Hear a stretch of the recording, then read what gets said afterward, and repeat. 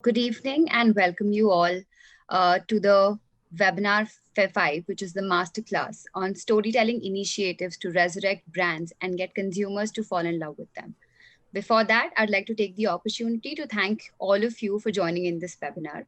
My name is Purvi Jain. I'm a second year student at the Flames MBA in Communication Management program. Today, we have Professor Supriya and Professor Chetna who will be conducting the session.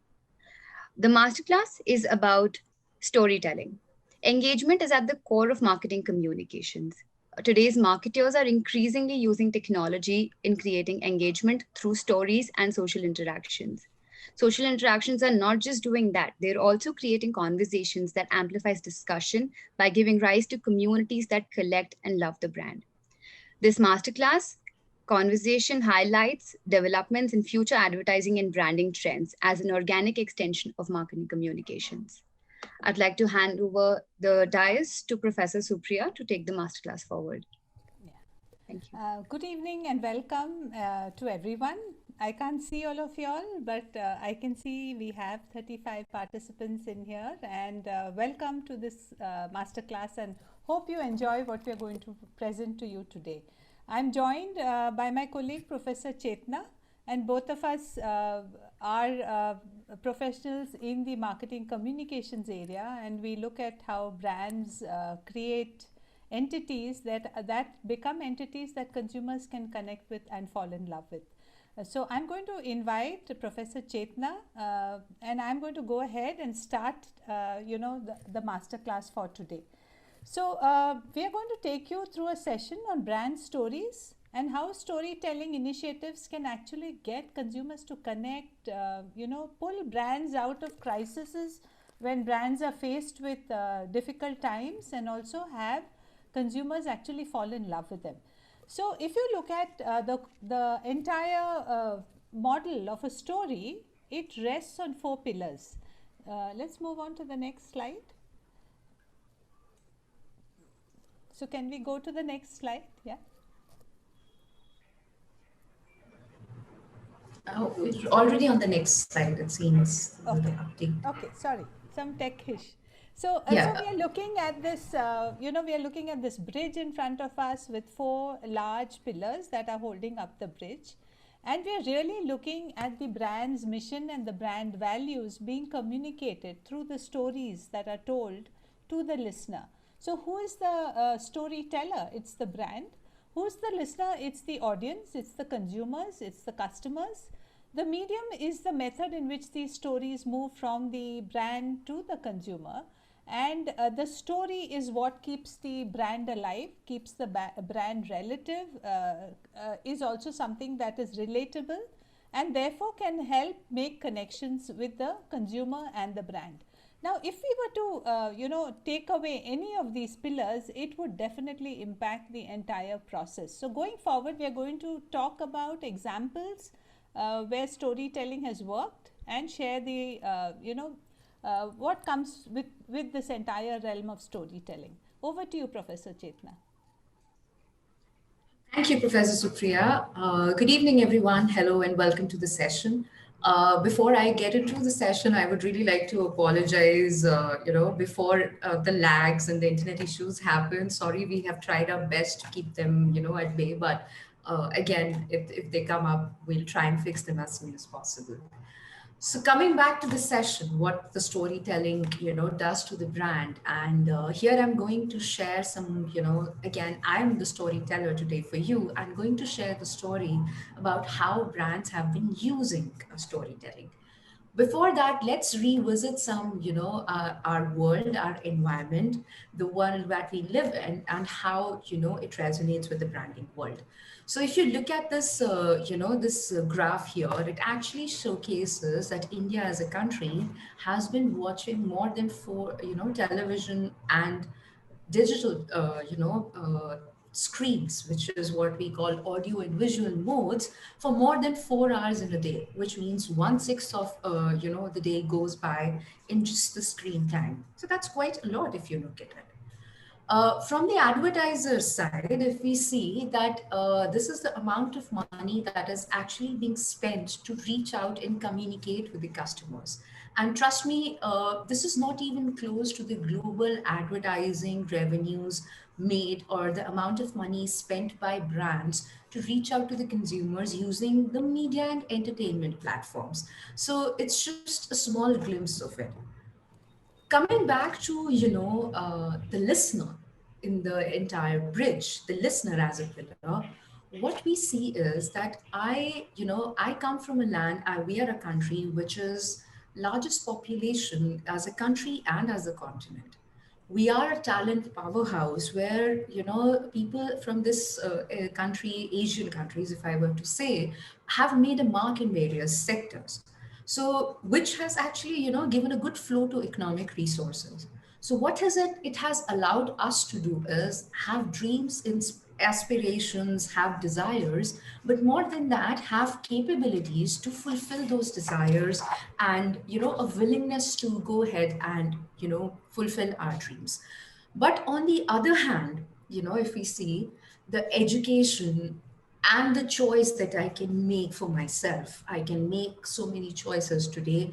It has, allowed me to choose, of course, but not just to choose, reject things when I don't like them, when I don't feel that they are up to the mark, and not just reject them, but even a part to recreate the way I desire.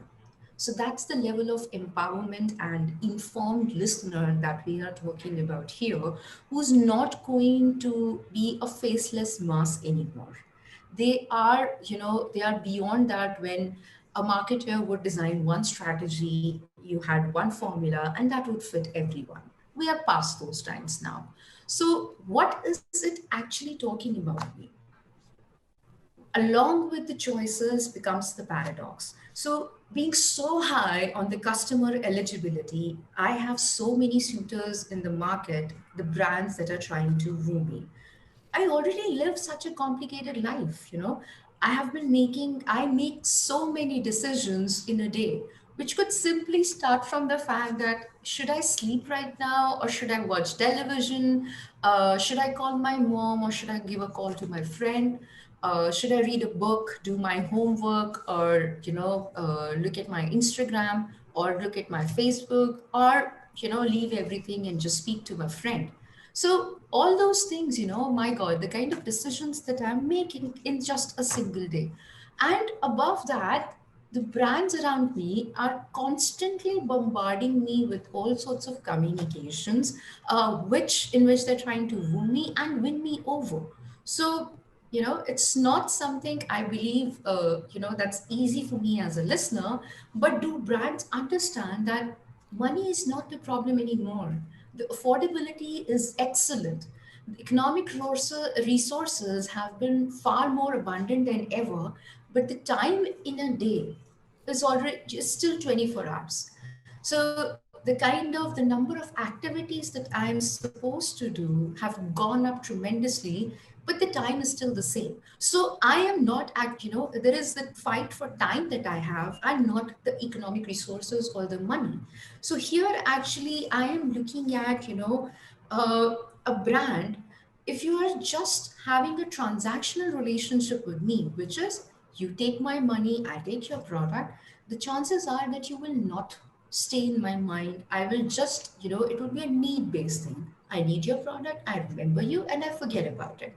So, is that what is going to make you sustainable in my life, remarkable in my life? So, remember, I am a part, I am going through a big clutter, and the way you stand out is not just the amount of profit that you make, the amount of revenues that you generate, but it is who you are in my life, what is the purpose of your existence in my life. So it is basically, if I want to stand out in the clutter in the eyes of my consumer or the listener or the audience that I'm trying to communicate with, the only way I can do that is that have a connection with them, which is way beyond the purpose, which is what is the functional need that I'm serving? What is the product that I'm providing to you? So we all are way beyond that. And why, what are listeners seeking then? What are my listeners looking for? What are, given the scenario, if everything is so great, What are they doing? So actually now the power rests in the hand of these listeners, these audience, this customer who are deciding who own the brand, who decide where the brand will go. So if I were to summarize basically, in my academic version of it, that what are brands looking for? They are basically looking for a staged experience. So when a brand is actually reaching out to me, you have to understand that I live in a commodified world. What is a commodified world here? Is that if I have some products in front of me and I remove the name of the brand, it is difficult for me to recognize who the brand is or which brand it is. You can look at phones, electronic gadgets, you can look at food, you get fashion, almost there are so many markets. I'm not short of options. I live in a globalized world, so geographically I'm not limited anymore. So what is that a brand can do to stand out in my life, which is the experience that it can offer me? How do you talk to me which is not similar to others? How do I differentiate you from the other brands? Is the way you deliver the value to me, the way you deliver the offering to me. So, a very nice story, since we are on storytelling. These people, Joseph Pine and James Gilmore, have summarized the story really well, where they narrate an incident that when we used to desire, when we needed a birthday cake for a birthday party, it started with the idea that if you want to make a birthday cake, you needed to procure the flour, sugar, the flavors, and everything. Basically, bake at home, which is where we realize that there's an opportunity for premixes. So create a premix given the quantity that you need, given the number of people you want to serve. So, those are things of the past. Maybe a lot of you weren't even, there on this earth when these trends were there. But I'm sure you know about the fact when, you needed a birthday cake, all you had to do was just pick up the phone or, order online to the favorite bakery and you would get the cake of your choice. From that, we've actually graduated to a place where birthday is a big event which is organized by a professional, and all the cake has to do is it is just a small part of it. So if we look at it, yes, we are paying the price for it as well. The price is also going up. But on the other hand, what I'm getting out of it is the experience. I have a birthday party the way I want it, the way I desire it, the way I want to create it. So it's actually, if you look at it from a time saving approach, I have actually gone time well spent approach. And this is where, entertainment experience comes, as a major part of the value which can be monetized, which can be, which is worth economic value. The other thing that brands are very need to be very particular about is that my consumer is very informed, as we discussed already. As a consumer, I realize that I do not live in this world alone. I have a responsibility as a family member, as a citizen, and as a living being. So if you want to keep that relationship transactional, like we said, buy my product and you get the money, that's not going to really resonate. If you want to be memorable, you have to resonate with the purpose that I value, the cause that I relate to, and a brand who actually values the ethics, the communities, the world that I live in. So this is where it is beyond the functional benefits. It is just not the hedonic part of it, which is I'm seeking entertainment experience about my fine offerings, but what value do you offer to the world? How are you making a difference rather than just exploiting it for your personal gains? So brands have to think, of course, profits are important, their relevance is important, but more than that, they need to have a purpose for their existence, like a human living as a part of a civil society. um, Over to you, Professor Priya. Yeah, thank you, Chetna. So, Going forward, if we look at the earlier slide where we looked at values of a brand, values in communities and societies, we realize that these are topics that connect very well with the aspirations of our consumers and audiences, right? So if you look at Gen Z, Gen Z today, they want a world in the future where there will be no poverty. They want a world where their forests are taken care of, where there is water for drinking. They want a better world for tomorrow. They are concerned about this. And how can the brand connect with such aspirations? They can find a cause, they can create a cause and then create stories around that. So fake aspects picked up by brands and communicated just in terms of storytelling doesn't work. You have to find the cause that you're going to connect with and therefore start talking about that cause. So therefore comes in the role of CSR, and then we know that CSR connects with responsible citizenship, responsible corporate roles, and you're looking at providing a future for these consumers which is important to them. So now let's look at the whole model of storytelling. Why would storytelling work in the first place? Let's go to the next slide.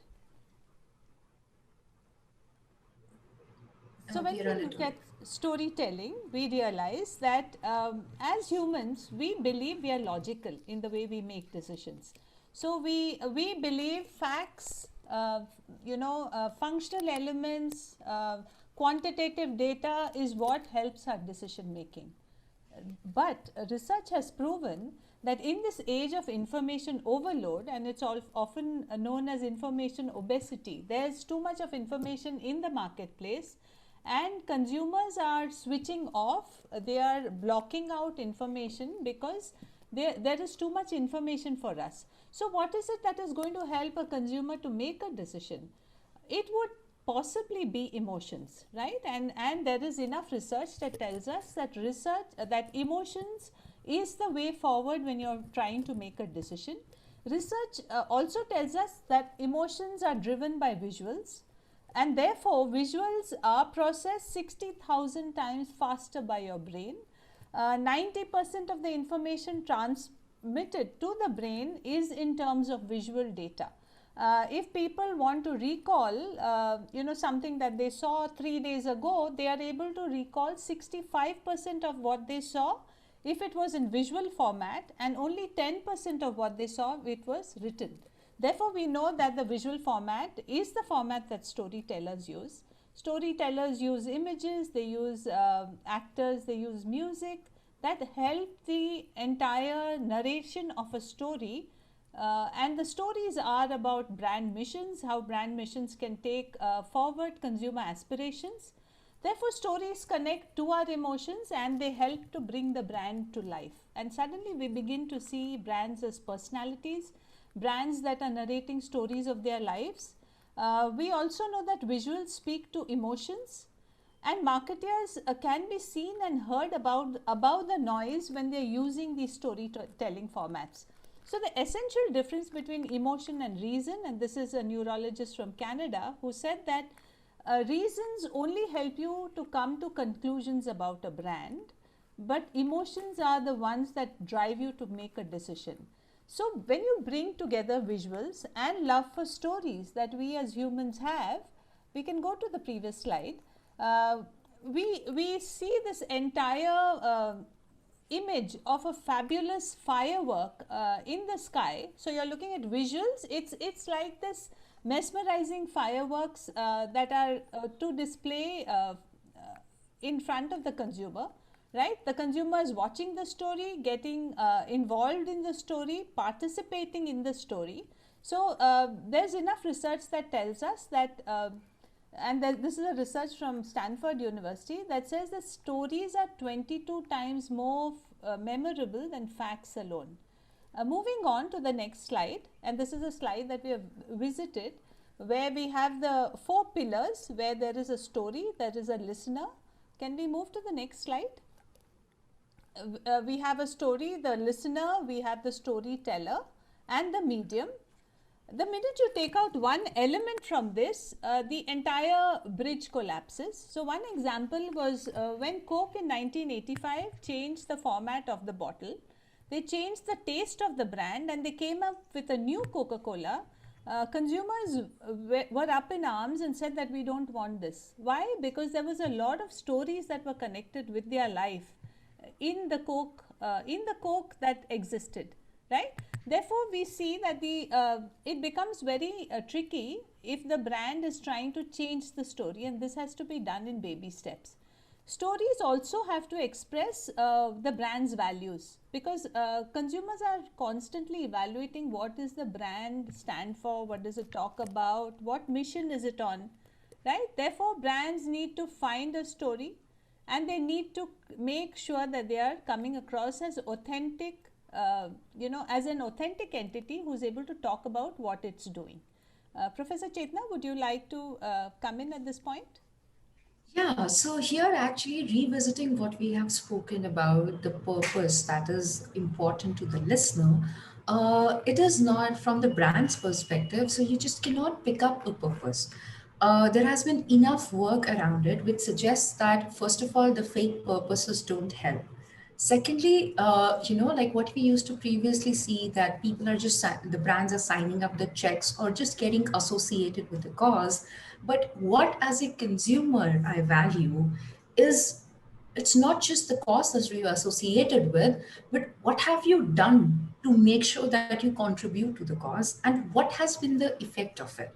So as we were saying, the consumer is informed, the consumer is well connected, and it relates itself to the purpose. So the purpose has to be apt, because we are dealing with the globalized world, which you cannot change, that the social and cultural diversity exists. So as a brand, I need to be wary of the fact that which purpose am I picking up, which value am I picking up, is it relevant to the people, is it relevant to the audience that I'm speaking to, what am I doing about it, and what is the effect that is it is going to have on the world that I live in. Yeah. Shall we go to the next slide?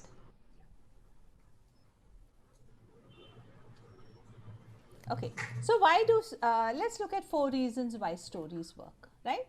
So brand stories that ask what would happen if something happened.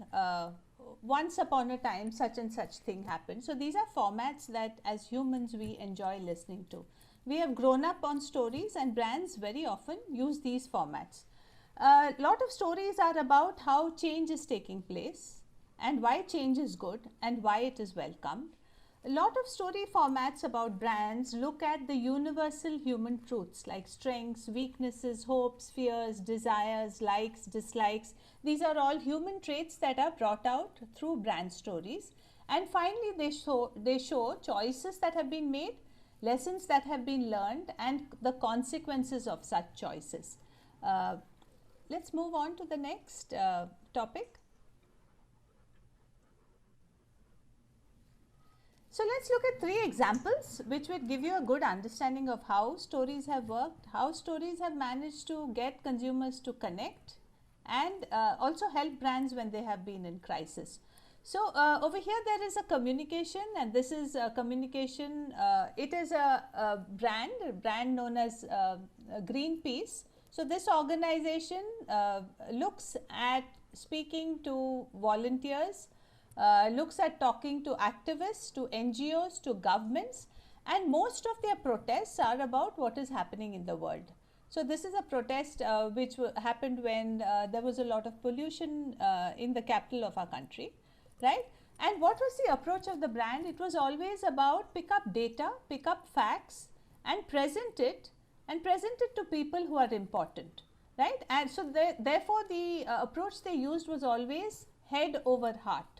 For a change, they said they decided to talk about the palm oil, deforestation that is happening in forests. So as we know, palm oil is an ingredient for a lot of products. So our chocolates, our pizzas, our donuts, our shampoos, our soaps all have palm oil. And all this palm oil is being grown in forests by cutting down rainforests. So as a result, the animals are being impacted. And the brand said, let's try and create a story, and this time let's use animation, let's use a story, and let's use the heart over head approach. So let's take a look at what the story was, and then we'll look at how its impact was. There's a rank. Go ahead. There's a orangutan in my bedroom and I don't know what to do. She plays with all my teddies and keeps borrowing my shoe. She destroys all of my houseplants and she keeps on shouting, ooh. She throws away my chocolate and she howls at my shampoo. There's a orangutan in my bedroom and I don't want her to stay. So I told the naughty orangutan that she had to go away. Orangutan in my bedroom, just before you go, why were you in my bedroom? I really want to know. There's a human in my forest and I don't know what to do. He destroyed all of our trees for your food and your shampoo. There's a human in my forest and I don't know what to do. He took away my mother and I'm scared he'll take me too. There are humans in my forest and I don't know what to do. They're burning it for palm oil. So I thought I'd stay with you. Orangutan in my bedroom, now I do know what to do. I'll fight to save your home and I'll stop you feeling blue. I'll share your story far and wide so others can fight too. Orangutan in my bedroom, I swear it on the stars. The future's not yet written, but I'll make sure it is ours.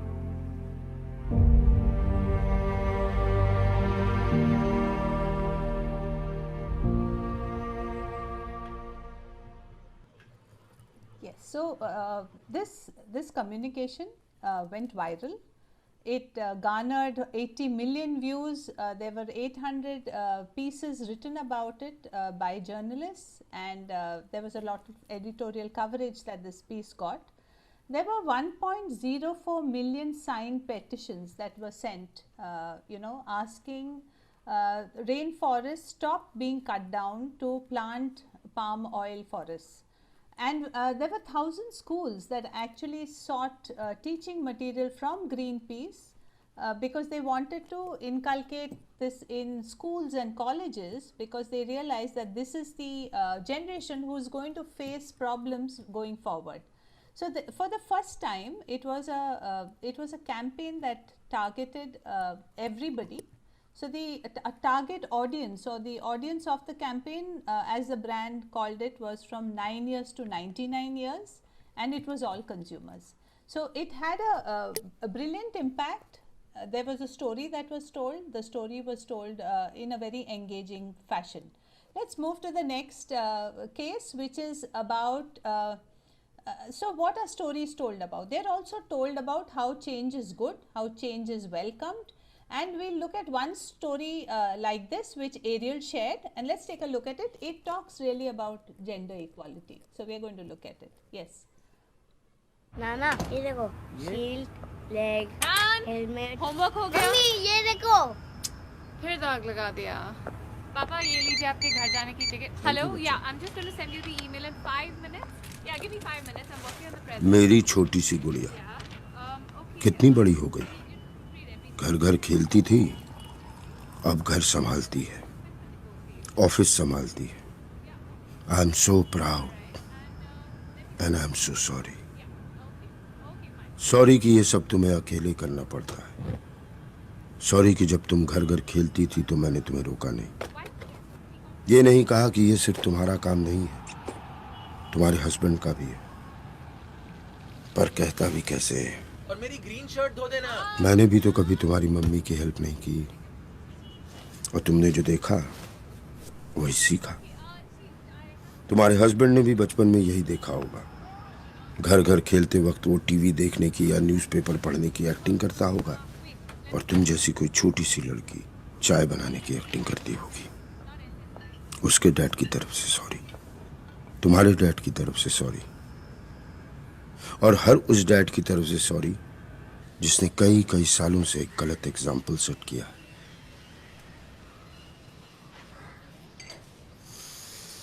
पर अभी भी देर नहीं हुई. इस sorry के साथ मैं अपनी तरफ से एक छोटी सी कोशिश करूंगा कि घर के काम में मम्मी की हेल्प करूं. किचन का किंग ना बन पाऊं तो कम से कम लॉन्ड्री में तो हाथ बटाऊं। इतने साल एक गलत एग्जाम्पल सेट किया है, अब कुछ सही कर जाऊं। तुम्हारा पापा।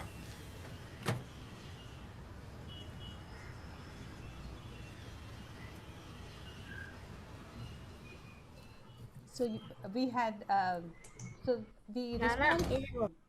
Yeah, the response to this story that you just watched, you had a lot of consumers coming together, talking about it, sharing about how there's change happening in their homes. Again, we are looking at aspirations of welcoming change. Change is good, and the brand sharing stories about this. Let's go to the next campaign. So the next campaign is a newspaper product. It's Times of India.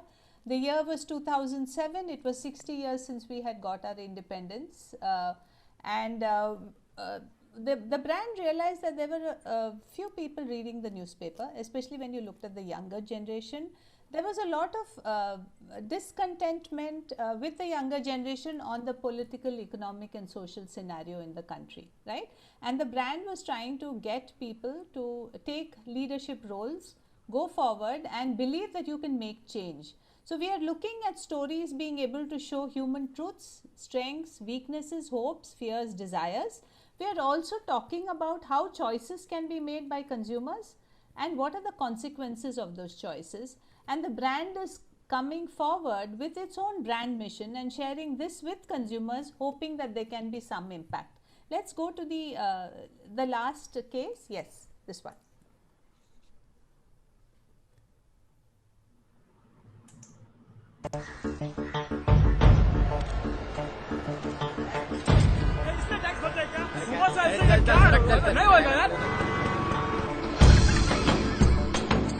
Sir आपके लिए उस पार car का इंतजाम किया है sir आइए sir चल चल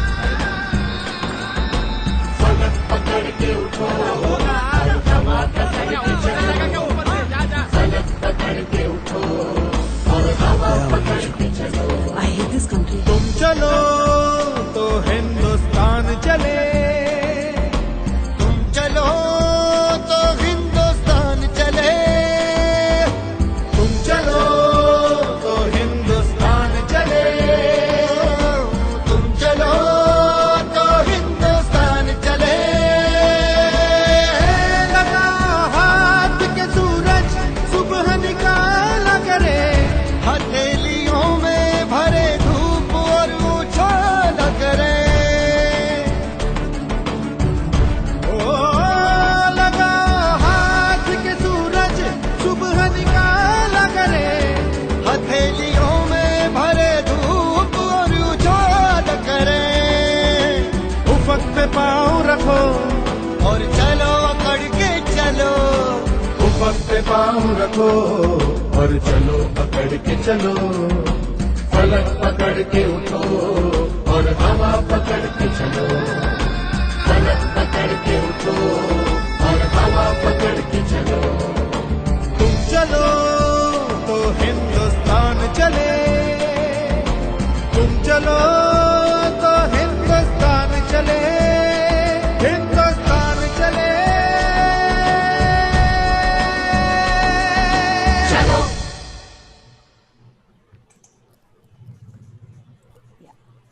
So metaphors, stories, this is the way the brand's mission is depicted and portrayed. The metaphor here was, this ad was called the tree, and the tree here is the way the bureaucratic system works, right? And how you can actually make a difference by taking the lead and becoming a leader. So the whole idea was to be able to touch and connect with the aspirations of audiences and urge people to go forward and take action instead of just grumbling about the way the country was. So moving on, shall we go to the next slide? Yeah. So how do these brand stories spread? So there is an old order. The brand would create the story, then put it into the media, run it on a media. The audience would see it, the audience would recognize the purpose and probably buy the product, right? But today we are in a new order where we are really looking at the brand stories being shared with consumers. So the connections are about what do consumers feel, what kind of mission does the brand have, which can connect with consumer feelings.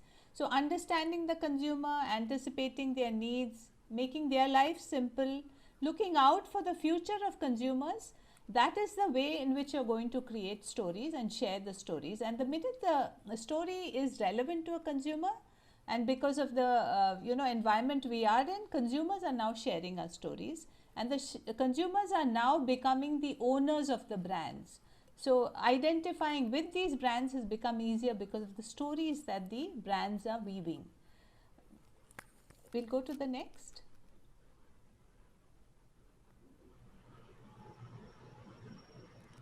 Yes, so we have Professor Chetna, would you like to go ahead with this slide? Yeah, so good brand stories. Yeah, so basically, sorry, it seems to be the internet issue. Right. But I'd like just fill in. So basically, when we were saying that it's a consumer-centric approach, again, I think it is beyond the consumer, but it is the purpose and people, the way they feel about the purpose, and the communication of every sort should be organized, designed, and communicated, keeping that in mind. So that's the new order of brand stories where I do not start, the stories. I am not the one who creates stories. The ideas are actually coming around me through, from the people that I live with. It could be my employee, it could be the head of the company, it could be the consumer, it could be somebody who's just a spectator. And the entire communication field goes, floats around that, which is where it is different from the old order that Professor Supriya was just talking about. Thank you. So storytelling, good brand storytellers innovate and they create engrossing stories which represent the brand, and this helps people connect, remember, share stories, and often fall in love with the brand, right? So brand love is a concept that is developed and consumers actually experience it because they are willing to support the brand and have a long-term relationship with the brand. Yes. With this, we have come to the end of our, our webinar today, and we'll take questions. So I invite Purvi to, to go ahead and, if you could share the questions that are coming in, we'll be happy to answer them. Sure. Firstly, thank you so much for that very, very informative session. I'm sure everyone who's joined in the session has learned something new. So we have two questions here. The first one is by Divasha Jain. She says that in a secular country like India, it is hard to present a story without using some stereotypes of the society or a certain religion and to make it relatable. How to ensure that the brands avoid conflicts like the one that happened in the recent Tanishq advertisement? Either one of you can answer. Okay, very good question. I really liked it. So we just watched the Lead India advertisement, very similar, to trying to depict an India which is liberal in its approach, which is broad-minded, which is taking initiative and going forward, right? The Tanishq brand and the storyline that they tried to present was something which did resonate with a lot of customers, but it also became controversial and the brand had to take it off. However, brands who connected with the story still stay connected, and the story is such that it stays in your mind. So, Chetna, you want to add to this? Yeah, so again, like Professor Supriya said, it's a brilliant question to be asked in this scenario because, like we were talking about, the power of the consumer, but there is one power that media and as a brand you have is that you are the one who creates those stereotypes. So as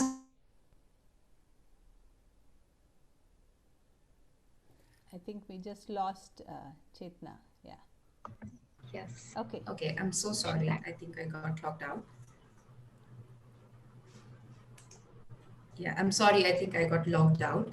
Yeah. So I hope you can hear me now. Yes. Yes, ma'am, please continue. Yes. So what I was saying is that as a responsible brand, the communication that I'm sending out, I need to sense the tone. I need to sense the emotion, the feel that is, that the audience is going through. So do not play with that. So being responsible, it's not just about supporting a responsible communication or a purpose, but how do you support it? Like we were saying, what efforts you make.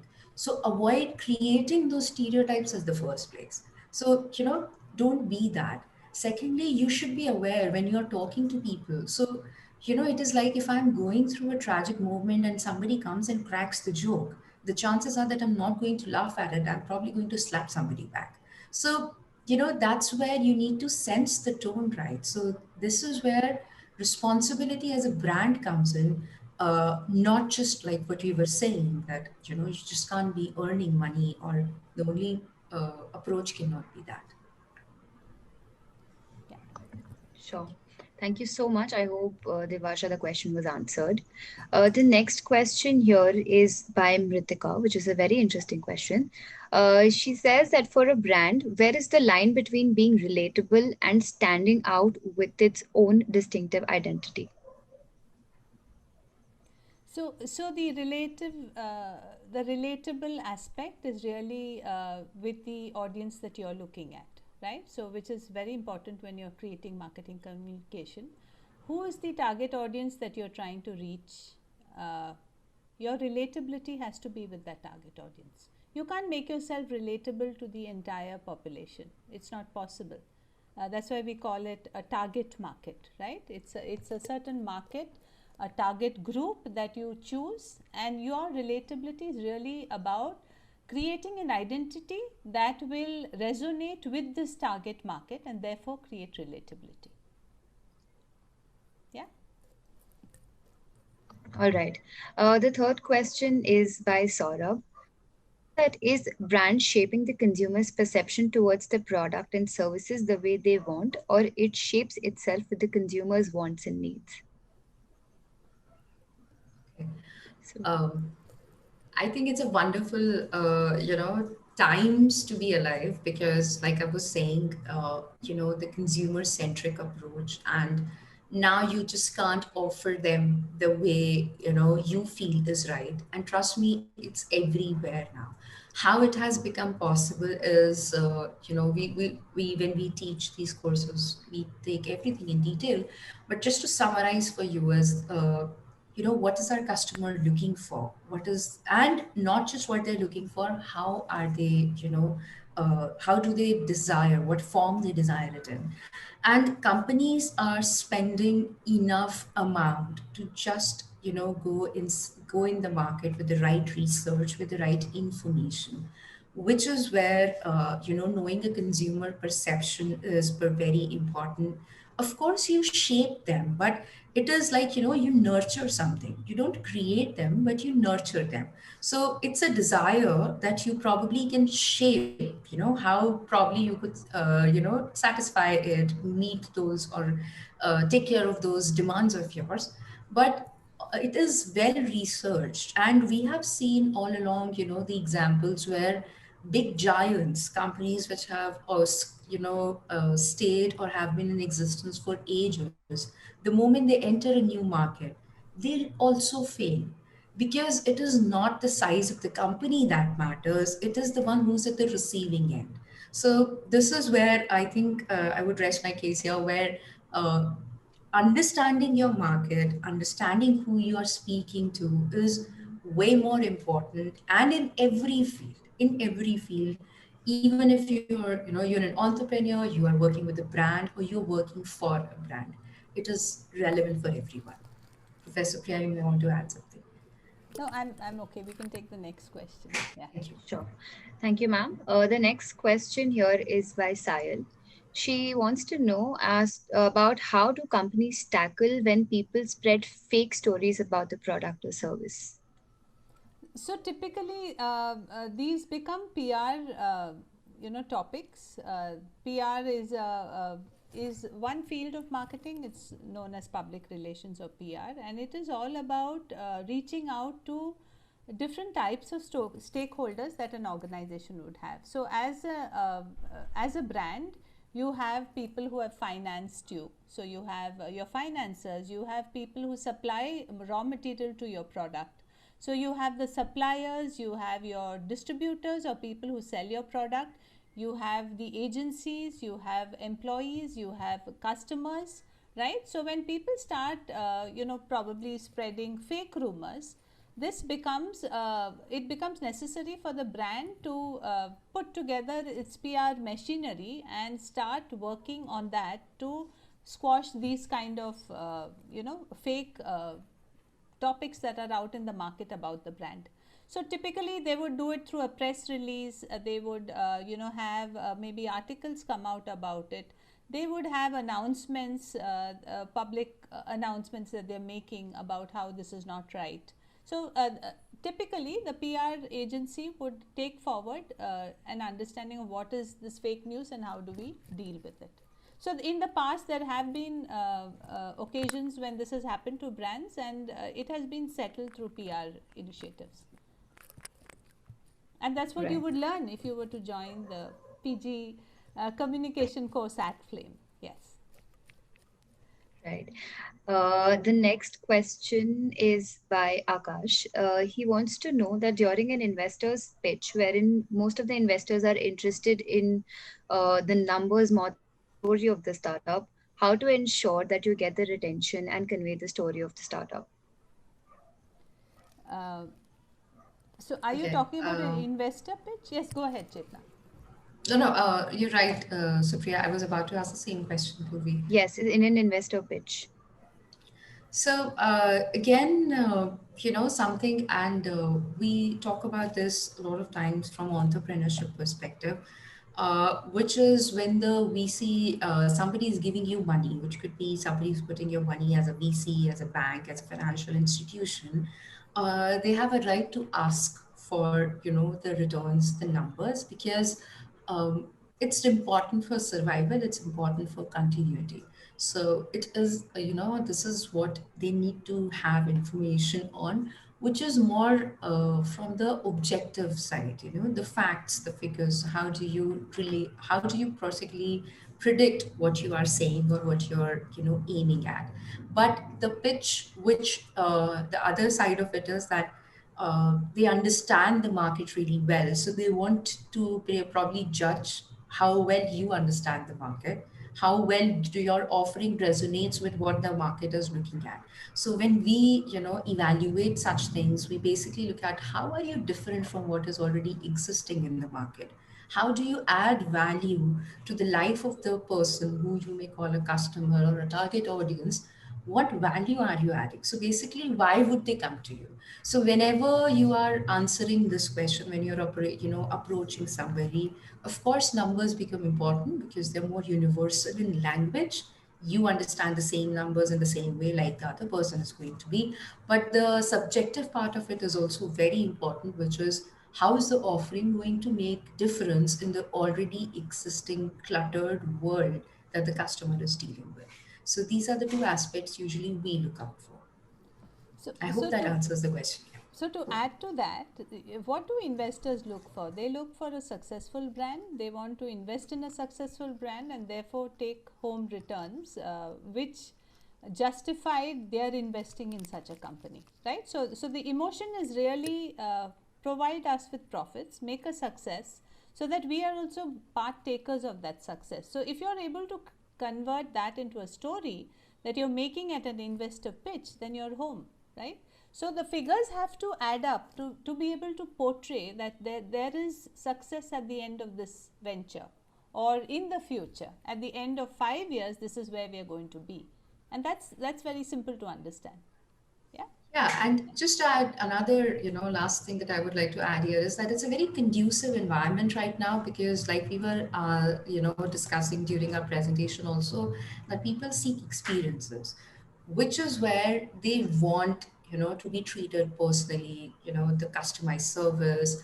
they should be given that attention. So as an entrepreneur versus somebody who's always existed in the market, this is where you have an opportunity to cater to niche, so the opportunities are ample and amazing. So just adding to what we were saying, how do you add value? So there is scope. The thing is, how do you identify that, that gap in the system already? Right. Thank you, ma'am. We'll just take the last two questions. So this one is by Prar. He said that these days we see that Indian brands almost have a set pattern. Brands like Amul and Dr. Oetker, they're all using jingles, which are almost the same, and they've been doing that for quite some time. Very few are able to break the pattern. So don't you feel that India's legacy in the field of advertising is too great to simply given to subpar jingles? So, use of jingles is also a strategic move, right? So, we remember ECE bulb jingles, we remember the Nirma ad jingle, Vico Vajradanti is an irritating ad, but we remember it at the back of our head, right? This is a strategy of the brand. Create a jingle and get the customer to rehearse it so many times with you that it goes and lodges itself in the customer's mind. So the customer may have got up from the television, stopped watching TV, they may have gone into the kitchen to fix themselves a meal, but the minute the jingle plays on a radio or a television, the customer remembers the brand. So this is definitely a strategic move. Use of jingles and use of music is a method that advertisers use to cut through the clutter. So though the jingle is irritating to customers, you can't blot it out of your mind. You'll remember it for years to come, right? True. So that's the whole strategy behind it. Yeah, and additionally, that music is a universal language, which simply means when the brands are adopting it, just the change in the lyrics or the language, which is, the way we use subtitles, same jingle, same piece of music can travel across the world. So there are so many songs we witnessed in our own recent times where we hardly understand the lyrics, we don't even know the language, but it is on the top of our head the whole time. So this is also a strategy a lot of times that music, like Professor Priya said, this is a very good way to cut through the clutter, but you can't avoid the imitations, because the simple fact is if somebody is successful, some people try to copy that and follow the path of success, but it has rarely worked given the times where, as we said, we are all informed and connected. So I know where you're picking the stuff from and where you are copy pasting it. So brands need to be careful about this when they are, trying to get into any such activity. Yeah. Plus, there are increasingly Yeah, there are branding professionals, and Rajiv Raja, who used to be with Mudra, is one such person who came up with this concept of sonic branding. What is sonic branding? If the world were blind and you needed an identity, how would you be known? You would be known by the sound you have created. That would be your identity, right? So you're really looking at the customer listening to you and therefore being able to identify you, right? So therefore jingles. So when you talk about subpar jingles, there's always great advertising and there's advertising that didn't make the connect. So the quality aspect is something that we leave for consumers to figure out. Yeah. Okay.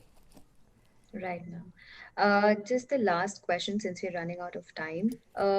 So everyone is talking about communications as the next big thing. What is the one thing that you'd like communication career aspirants like me to keep in mind at all times to ensure that we have a good career in communications? Let Professor Supriya go first and I'll go next. So a very good deep understanding of your consumer and the consumer's aspirations and the consumer's needs is the way to make sure that you have a good career in marketing communications. If you have an understanding of your consumer right, you're going to find ways to reach them, you're going to find stories to be able to connect with them, you're going to find out what their needs are and what their needs could be and come up with innovative ways of being able to address it. Yeah, so that's marketing is a dynamic area. It's continuously changing. We look at old cases to try and understand what worked and what could work in future. The future is always about bringing in innovations. Yeah. Great. I think Professor Supriya already touched upon what I wanted to say, but from the personal experience, I can tell you it may appear that marketing is simple.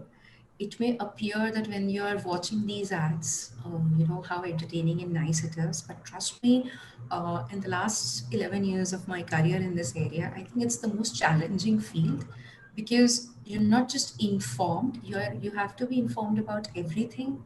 You evolve. So, in literal terms, you are a student for the rest of your life, where you have to cope up with the dynamism in the market, the technology, what people are looking for, how their moods change, how COVID-19 came and it changed the entire strategy companies would have created for themselves for 4 years, 5 years, and all those things. So something that I like about this field is that it constantly challenges you, and this is what keeps me going because I think my life is never going to become boring if I stay with if I stay in this area, because constantly I have to be doing this work of upgrading myself and being aware about my surroundings in every way possible.